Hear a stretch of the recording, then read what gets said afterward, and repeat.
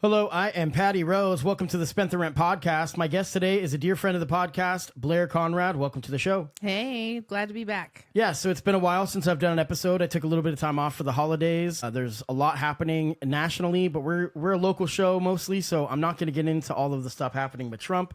You guys can stress out by watching CNN on that one. We are going to talk about something that I've alluded to over the last couple weeks, a big thing happening in Eugene that divides a lot of people on different sides to this issue. I've mentioned it in the past. It's a group called Neighbors Feeding Neighbors who have been feeding people at Washington Jefferson Park. Let me give a brief intro about what's exactly happening. Neighbors Feeding Neighbors, which is NFN, is a nonprofit organization in Eugene, Oregon, who has been distributing meals to those in need at Washington Jefferson Park without official authorization since September of 2024. The city revoked Neighbors Feeding Neighbors event permit, citing parking and insurance violations, and subsequent appeals by the organization were unsuccessful. On December 7th, 2024, Eugene police officers approached the volunteers during a meal service, requesting identification and issuing verbal warnings to cease their activities in the park. The police cited violations, including blocking the sidewalks, operating without a permit, indicating that continued noncompliance could lead to citations or arrests for the volunteers. The presence of law enforcement caused some meal recipients to leave the area, resulting in unserved food. Despite these challenges, Neighbors Feeding Neighbors volunteers remain resolute in their mission to provide meals, especially in light of the impending closure of the Whitebird Clinic's front room department, which is expected to increase the demand for such services. Neighbors Feeding Neighbors board president Lisa Levson expressed the group's determination to continue their efforts, even if it leads to legal consequences, emphasizing the urgent need to support individuals facing food insecurity during the cold winter months. So you've been volunteering with Neighbors Feeding Neighbors for a while now. Before we get into the legal challenges, let's talk about what initially drew you to volunteer with Neighbors Feeding Neighbors. So some of you folks who are regular listeners of the podcast have heard my story of being addicted to drugs and living on the streets of Eugene. So back in 2016, around May, I had moved my camp to Washington Jefferson Park, and I stayed there until early December of 2016. And the only time I would get a hot meal is when this group would serve Wednesday through Saturday morning. So that, I for sure ate those days. It was really, really important because on the days that they weren't serving, the resources for food are super limited. So anyways, I heard back in September that they had got their permit revoked and that Whitaker Community Council was holding a meeting. So I ended up attending that meeting virtually, and Lisa was there. A bunch of people from Neighbors Feeding Neighbors were there. At the time, they were Breakfast Brigade, and it was a really heated session. People were really upset on both sides. And, I chimed in a couple times in the chat and was like, this isn't a Whitaker specific issue. This is all over Eugene. Right. So, and the size of this, in the last year or so, it's more than doubled. Would you say? So here's some facts. Last year, 2024, the national increase in homelessness was 18.1%. Here in Eugene, it was 24%. So we're beating the national average. We are still the most unhoused per capita in the nation. And it boils down to a couple things. No affordable housing. There is some affordable housing, but the wait lists are super limited, long. Yeah. And then we've got these folks on a fixed income. A lot of people that are unhoused are disabled. We've got a lot of veterans. So, it's just really wild because these folks existing is not the problem. The problem is actually a systemic issue, and there's a lot going on that contributes to them having to, live outside. Right, and feeding people. It's ridiculous that this has become an issue. And right. I've talked to some of the people, just randomly customers of mine, different people that live in the area, and I'll talk about it a little bit now. One of my customers, I'm going to not say his name, but he was telling me he lives right by it, and I asked, what kind of headache does it cause? Like, what is it, how much of an inconvenience has it caused you? And he said that the issue really was that there would be people kind of in the street, meandering in the street, since it's being served on the sidewalk. And so when you're driving down past the park during those times, you have to assume that you're just basically going to be sometimes at a standstill where there is times. That's what he said. He was personally in complete favor of it, and he's like, I just drive accordingly like they do with Autzen Stadium for the football games. And that's a much different thing. But he's like, you just know that in that part of town, there's going to be some delays, mild delays. You know what I mean? But that's what he was saying. So he personally was very supportive of it. And I think a lot of the people are. That's what I said. You know, that there's a lot of people that are on different sides of this debate. Yeah. It's a really interesting thing to cover because I think it's less polarizing than some of the other issues that I cover. Because to me, it's like you're feeding people that need food. Yeah. This isn't like you're doing something that's, maybe a moral question. Right. You know what I mean? Like this is something that needs to be done. And anybody that's of any faith or of any, compassion of any kind, I don't know how they could be against the people doing this. Yeah. Everybody deserves food. So let me finish up. Yeah. So I went to the Whitaker Community Council meeting. It was super heated, and I decided to start volunteering the next day. So me and my best friend, we went and served food, and I went the day after that. And that's when I met Lisa and a couple other folks that are regular volunteers.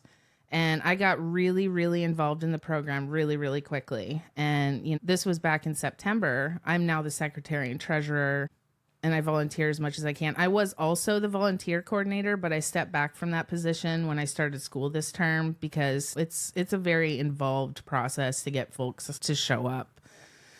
So, that's how I started volunteering. Yeah. I was just super passionate about it because it literally helped me at one point. Right. And it's such, everybody deserves food. I don't know why that is even a controversial issue to anybody. Right. So, You alluded to it. So you've been on the podcast a few times. And anybody that hasn't listened to those episodes, the most popular show I've ever done was an episode early on in this process back in 2016. And you had talked about how you were newly, a mother. You found yourself addicted to drugs on the street, found out you were pregnant, went and got help. The biggest help in the beginning was the Catholic Community Services, And I encourage anybody listening, go back early and just search for the episode. It's episode 14. Episode 14, Homeless in Eugene. And then we did one recently because, now you're in was it second or third year of university? Third year, correct? I am in my second year at university. Second I will year be at university. graduating next June. Yeah. So this is a huge thing. And this is obviously why you want to give back because of the services that have helped you, Is Neighbors Feeding Neighbors a faith-based organization? We are, yes. So that's the other thing. It's faith-based. I mean, this is wild that this is being fought by the city. Okay, so now how has losing the city permit affected your ability to serve the community? It has not. We continue to serve. It's an act of resistance for us to serve right now. And the reason that we continue to do it is because these folks aren't going away. Yeah, right. They're not going to stop being hungry. And it's really interesting because the types of folks that we're serving these days has shifted in such a way that, you've got your regulars.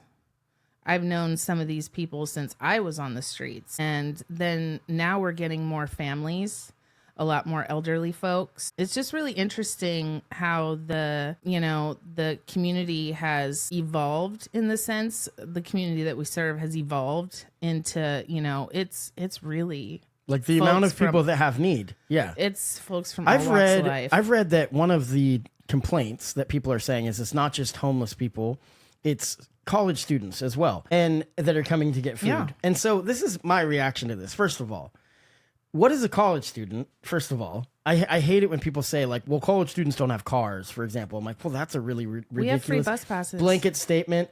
I mean, it's not even true. No. But the other thing is that if a college kid is willing to wait in line for free food, I would argue that they need free food. Yeah. And nobody at the organization is questioning, eligibility. It's Correct. Everybody that wants to wait in line is welcome to get free food. Correct. Yes, Right. We are a no barrier facility. We don't collect any information and we do not ask any questions. And you are in collaboration with Lane County or Food for Lane County. Food for Lane County, right? Yep. Talk about that partnership. So Food for Lane County is our main source of food, and we go there twice a week. We do some shopping. Unfortunately, the pickings are slim these days. They definitely need more donations. So that's one of the ways, if you want to support our organization, is donate to Food for Lane County because they are our direct supplier. We do have private donations, both monetary and food-wise, but Food for Lane County is our main source. Nice. So like I had said, the city taking away the permit hasn't affected it yet as far as the food being served, but there has been threats, by the city and by the Eugene police that if this continues, the volunteers will be arrested, which is outrageous. Have you personally encountered any conflict with law enforcement while you've been volunteering? I have not. I ended up getting really sick during December.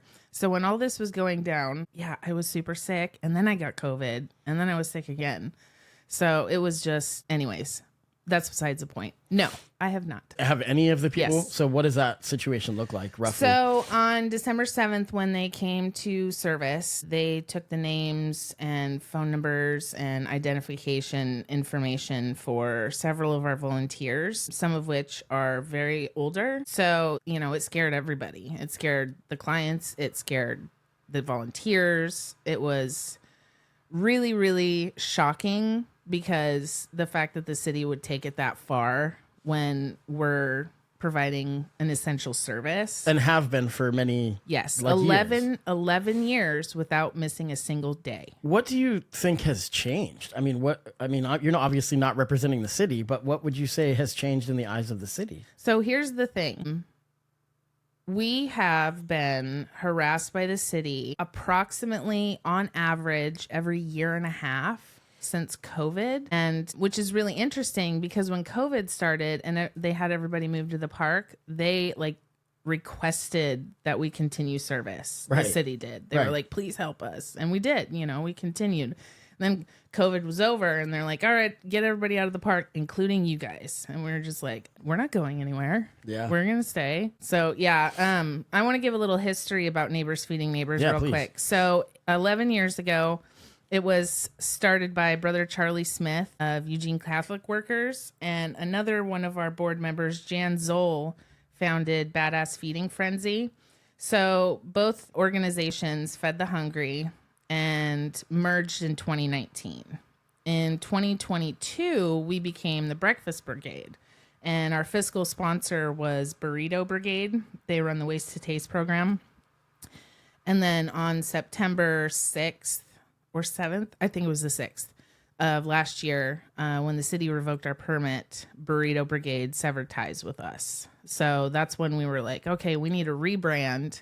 We came up with this Neighbors Feeding Neighbors because we want to keep everybody on the same level. No group is above or below the other. Right. We're just neighbors. Sure. We're trying to feed everybody. Right. So, which is the best medicine for people that find themselves in distress. Right. Is helping others. Right. Is to be service of others. So when you can make, I've had you on, I've had Pastor Gabe Pikovitz on, and he does a lot of work with Square One Villages. Okay. And he was talking about how one of the ways that he's seen a change in individuals that find themselves homeless or just really struggling economically is that if you put them to work to serve others, that can usually lead to a sense of pride in community. So I totally see that. The Neighbors Feeding Neighbors, that it's everybody there is on a level playing field the way that we view it. It's just Eugene residents. Well, really, it's anyone in the area. Yeah. Lane County, Springfield, anyone, Cottage Grove. Yep. Whatever.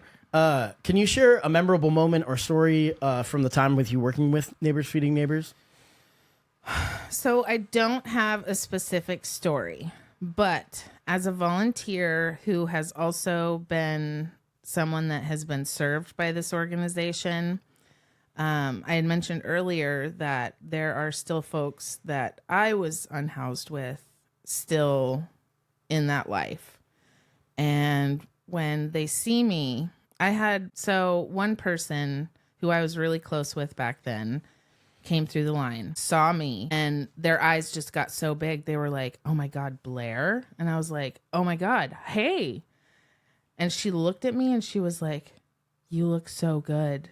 Are you okay? And I was like, no, I'm great. I'm a student at U of O. I got my kid. And she was just like, she's like, of all people. And she started crying. And I was like, why are you crying? I'm going to cry too. She's like, if anybody can get out of this like you, that means there's hope for me. And I was like, oh my God, I just started crying. I was like, this is like, so like, it's such a privilege to be able to inspire these folks. It really is.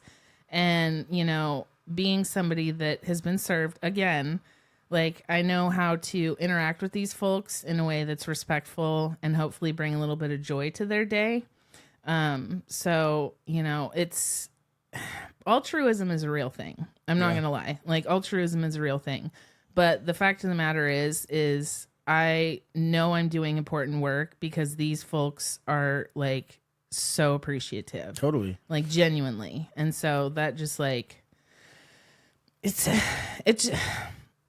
sucks being hungry. It puts you in a really bad place. Like, you know, the whole, oh, I'm hangry, I need to eat. It's like, imagine not having eaten for 3 days and being outside and it's 26 degrees and you're essentially starving. Right. So I've heard, and this is kind of getting a little off the point, but I've heard you were talking about it's tough to get volunteers. It's tough to get people to consistently come, which is understandable because there's no pay and it's, you know, somewhat long hours. And I'm sure, I mean, I'm volunteer. You can come and go as you please. I mean, you know. Most shifts are like an hour-ish. Okay. So not too it's bad. not bad. But what I was going to say is that the Egan warming centers absolutely need volunteers. That gives me a chance to kind of lead into my next question. What do you think the broader Eugene community can do to support Neighbors Feeding Neighbors and address food insecurity, but just homelessness as a whole also? You know, I mean, what do you think that the Eugene community, as far as the citizens, what can they do to help? So first things first, we need volunteers. Also, monetary donations go a very long way. Donating to Food for Lane County,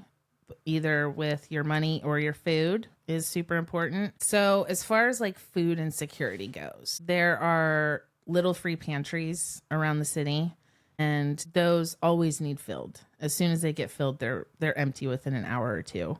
Because there is food insecurity in all households, not all households, but you know, a variety all of types. in all types of For households. Sure. And so it's just really weird because inflation is also another thing that we don't talk about. And then also, like personally, I've experienced this. A lot of folks are on, you know, a fixed income, like Social Security, for example, or disability, and every year we get like a 2.5% cost of living increase. Right. So with 8% inflation happening. Correct. You know, right. But like with me, for example, my $19 increase on my disability this year, I lost my health insurance. It put me into the next income bracket and I lost my health insurance. So that $19 extra, I personally now have to pay, you know, $300 to $400 per month for my medical costs. And that's getting the best plan. So this is just one indication. So like people like me, increase in Social Security, lose their health insurance, you know, I lost some SNAP benefits, and, you know, people are running out of their EBT really quickly, you know, within, you know, by the end of the month, our numbers go up significantly because people are running out of, you know, food stamps and money. So as far as like the unhoused, you know, issue, we need affordable housing. We need it. So between like medical costs and, you know, housing them in jail, the policing, the cleanup, all that stuff, it costs around $63,000 a year per person to force people to sleep outside. If we give them supportive housing where they have access to medical services, a caseworker, therapy, possible drug treatment, that costs around $15,000 a year per person.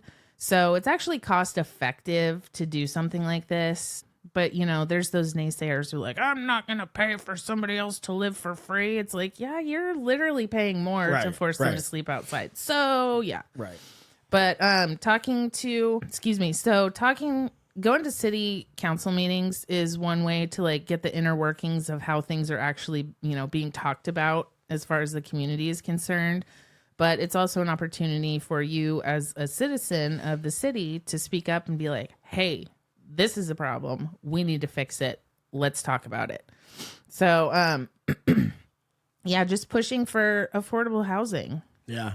Yeah, and it's, you know, all the high rises going in on campus. I had the new mayor, Karen Knudsen, on, and she's lovely. But every time I ask about what does that actually help with housing, I never get an answer. Yeah, it's not specifically to her, but I asked her that. I've asked a lot of the candidates, or a lot of the people in public office locally.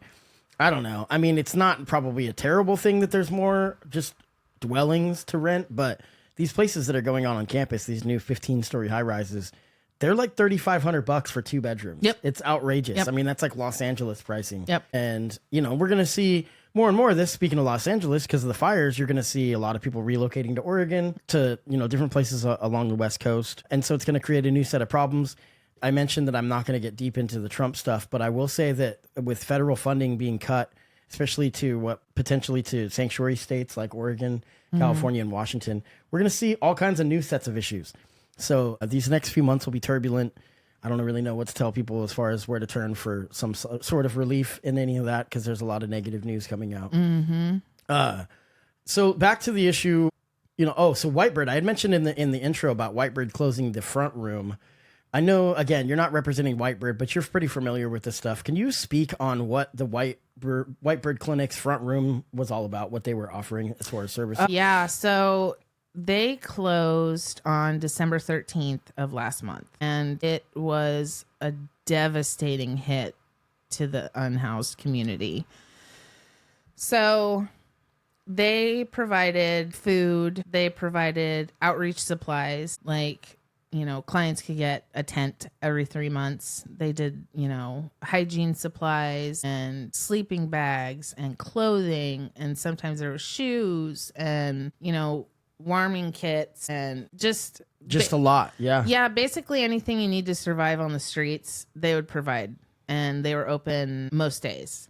So they closed on December 13th and our numbers went up. I'm sure. So how has that affected, like you said, your numbers have gone up. So basically it's like you're seeing more of a need. There's kind of a bigger gap of needs, like there are people that are being provided what they need, the services they need. Yeah. So yeah, that's a pretty big one. And you guys can read up on that. Google Whitebird Clinic closure.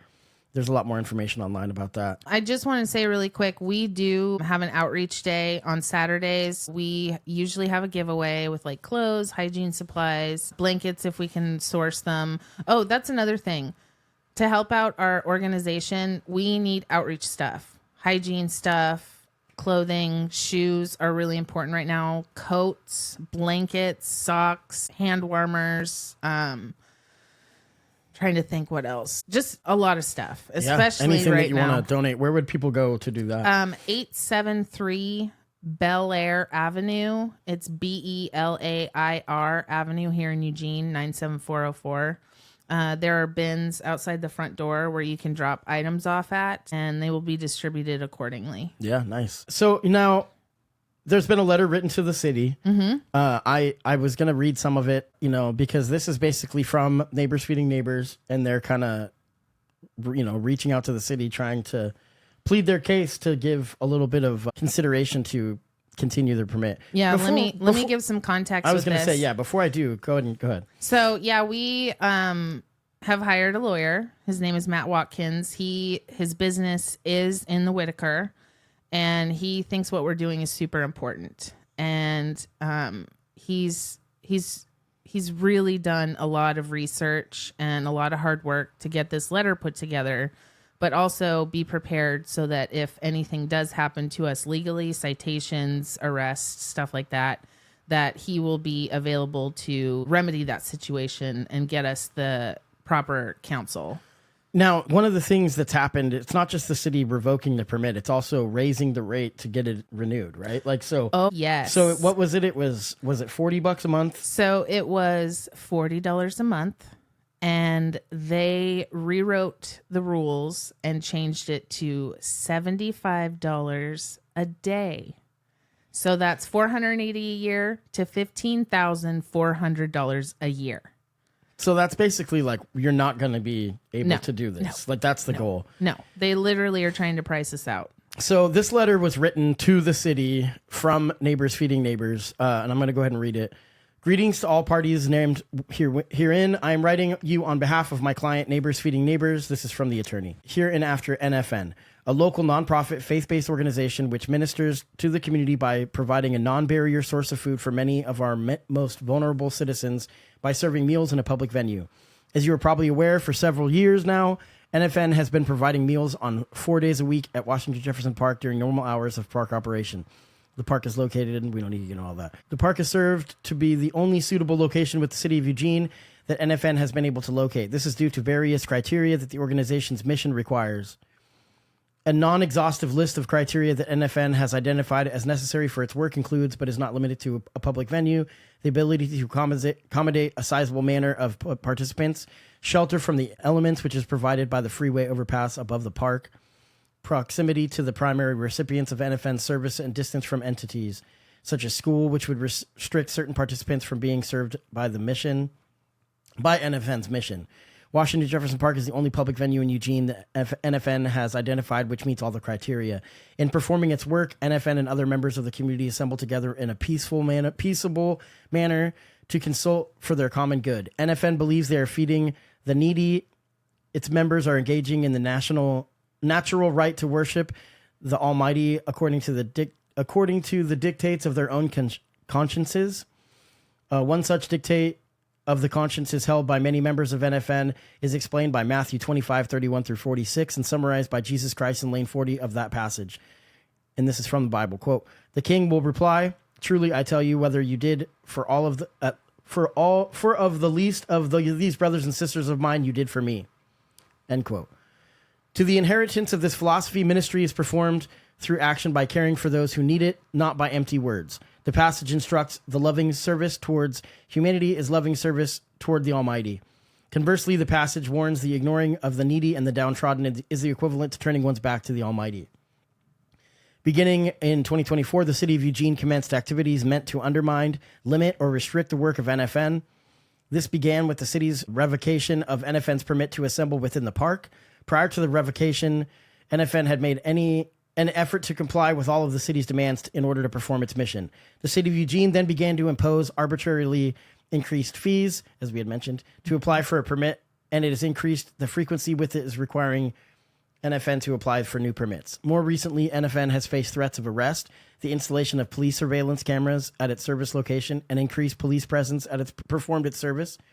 The purpose of this letter is to inform the city of Eugene that NFN's actions to feed the hungry are protected by Article 1, Sections 2, 3, and 26 of the Oregon's Constitution and the First Amendment of the United States Constitution. Any actions undertaken by the city of Eugene to limit, restrict, or prohibit these activities, including but not limited to the requirement of permit to perform its ministry, are a violation of the rights afforded to NFN and its members under the state and federal constitutions.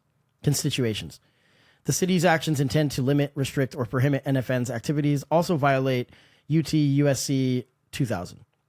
NFN does not dispute that the city has inherent authority to reasonably regulate activities within city parks. However, Eugene's municipal authority is superseded by the constitutional articles and amendments cited above when the authority conflicts with NFN's right to peaceably assemble to consult for the common good and perform its ministry through service.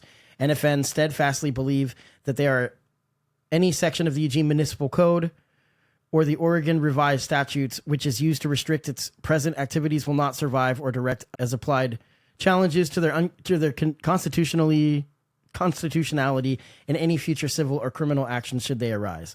The city continues its current attempts to limit, restrict, or prohibit NFN's performance of its mission. The organization intends to use every legal tool at its disposal to seek relief from the city's actions.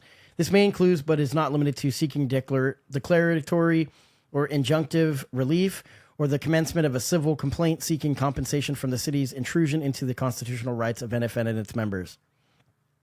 Lastly, NFN is not seeking to be confrontational. Loving service towards the hungry, helpless, or needy should not be, by its own, considered a confrontational act. However, NFN believes that the city efforts to restrain, control, or otherwise limit its activities have needlessly created a confrontational posture between the city and NFN's faith-based mandate. NFN remains open to dialogue regarding any reasonable concerns the city of Eugene may have, which can be addressed and which does not conflict with NFN's mission. NFN assumes no liability for the actions of people it serves. However, it will continue to make all reasonable efforts to address any collateral effects of persons assembling at the locations of their feeding and ministry. The scope of this dialogue has its limits. However, NFN is no longer willing to compromise to its constitutional rights in order to placate the city. In the spirit of respect, civility, and service, Matthew Watkins. That's the letter from the attorney. So, I mean, I think it's pretty clear that they're like, look, we have rights to do this. You're basically making it impossible, and we're going to continue doing it. And, you know, unfortunately, one of the ways that you make a difference in our world in today's reality is that you get arrested. So we'll see how, I hope that doesn't come to that. It's really interesting too, because the cops coming and intimidating us, not only with their presence, but with the presence of yet another guardian. This first it was 2, and then it was 4, and now it's guardian 5. But yeah, these are misdemeanors at best. Why are you wasting taxpayer money to hassle folks doing something Feeding for the people. community? We're literally feeding people. Pretty wild. So what would you say to the critics who believe Neighbors Feeding Neighbors should comply fully with the city's regulations? Are they going to pay for it? Right. I mean, seriously. So let's talk a little bit about why Washington Jefferson Park is important. And it's been mentioned in Matt's letter, which you just read. So for me personally, a few of the things that kept me there was the fact that my partner at the time was getting arrested frequently, and the park is really close to the jail. It's also lit. It's also covered. So a lit park at night meant that I was less likely to be attacked. A cover means that I'm out of the elements. And like I said, the distance from the jail is also crucial. It's near the river if I want to go hang out at the river in the summer. And yeah, these are things that people don't quite think about, but it basically boils down to safety and community. And with the police presence, we have lost. So it's funny because it's not funny. So one of the things that happened was front rooms closed and our numbers kind of increased a little bit. But at the same time, the guardians go up, the cops are around, our clients reduced. So it was really quickly how, that happened. So, we've got folks who are scared of being arrested, so they no longer come through the line. They have been sweeping the park a lot more. So a lot of people that we serve have lost everything over the last month, a couple times. Like, there's no rebuilding from that when it's happening so frequently. So it's, winter, Egan's struggling for volunteers. It's literally life or death in some of these cases. And I just think it's ridiculous that they are, following through with this. The optics just look bad. They just do. Like, really? Yeah, a town that supposedly supports, the marginalized. Right. And then, when I mentioned these high rises, 3 of the businesses on 13th that they kicked out were minority owned businesses. And then you have the city's revoking a permit for people feeding people, that they've been doing for a decade plus. Mm-hmm. So pretty interesting times. I do understand that there's sides to these things. There's perspectives to these things. And that's why I wanted to touch on this issue, because I feel like this one's a pretty easy one to support. The people getting the services. Yeah. I do get that there's people that just wish that homelessness wasn't a thing. I wish it wasn't a thing too, but we can't act like it's just going to go away if we have tough love on these people. It's not the thing. It's not the thing. It's not a moral failing to be unhoused. Like, there is literally systemic issues that put these people on the streets. It's not because they're, making bad choices. It's like, no, a lot of these folks, like 40% of the Eugene unhoused community has a job. Yeah. Like, these are working people who have been priced out of living in a home. Yeah. Like, come on. Yeah. And then, like I talked about, people on a fixed income. We've got veterans. We've got folks who are just struggling in general. Yeah. So there's a press conference on Tuesday. Where can people donate, first of all? We talked about where they can donate food. You can donate food to Food for Lane County. That's the best way to do that. If you'd like to donate money to Neighbors Feeding Neighbors, where do you do that at? So we have a bit.ly link. I will send it to you. Can you post it? I can throw it in there. But okay. But I'm sure that you can find that information if you Google Neighbors Feeding Neighbors Eugene as well. Yeah, Neighbors Feed. So we do not have a website yet. We are on Facebook, Neighbors Feeding Neighbors. We have a PayPal that is through a bit.ly link. It's like bit.ly/NFN donate. And if people want to volunteer, we have a link on our Facebook page. Sign Up Genius is the program that we use, and it has all of our volunteer shifts that are available. Just a basic rundown. Cooking is usually between 7 and 8:45 a.m. at Bethesda Lutheran Church. And this is Wednesday through Saturday, by the way. Service is about 8:45 to like 10:15, including setup and breakdown. And then we have dishes and cleanup, which is from about 10:45 to noon. So those are the main shifts that we have each day. And then there's some other type stuff that you can look on the Sign Up Genius for to see if you are interested. But those are usually taken care of by the same people every week.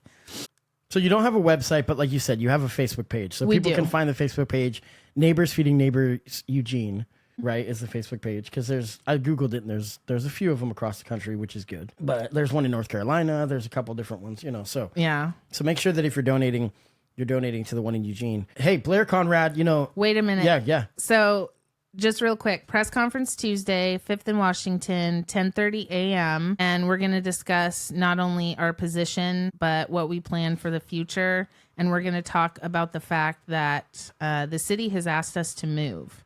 And that's a terrible idea. And there's a ton of reasons why. And we'll go into that at the press conference. Yeah. So, hey, media, if you want to hang out with us, come visit. Yeah. Well, thank you so much. Hey, we've been friends for a long time. I'm proud of you. Proud of what you're doing. This is a tough issue because stopping the feeding is not going to stop the people from needing it. Correct. You know what I mean? So, it's pretty frustrating. And, I think I reached out to the city. I didn't make a huge effort because I sent like a Facebook message to Randy Groves. I don't blame him for not answering a Facebook Messenger message, but I did send an email to the city, and I heard a little bit back. We delayed this week. I didn't get back from them, so I did give them a chance to kind of comment on it and didn't hear anything. But we'll see how this plays out. I hope like you said, it's misdemeanor at best, so it's not like you're going to spend a ton of time in jail if you do get arrested for this. But still, it's ridiculous to get arrested for feeding people, right? But. Hey, Blair Conrad, thank you so much. Thank you for the work that you do. Blair Hickok, actually. Oh, Blair Hickok, yeah. I can't keep up. Okay, well, I'm going to get out of here. Thank you so much.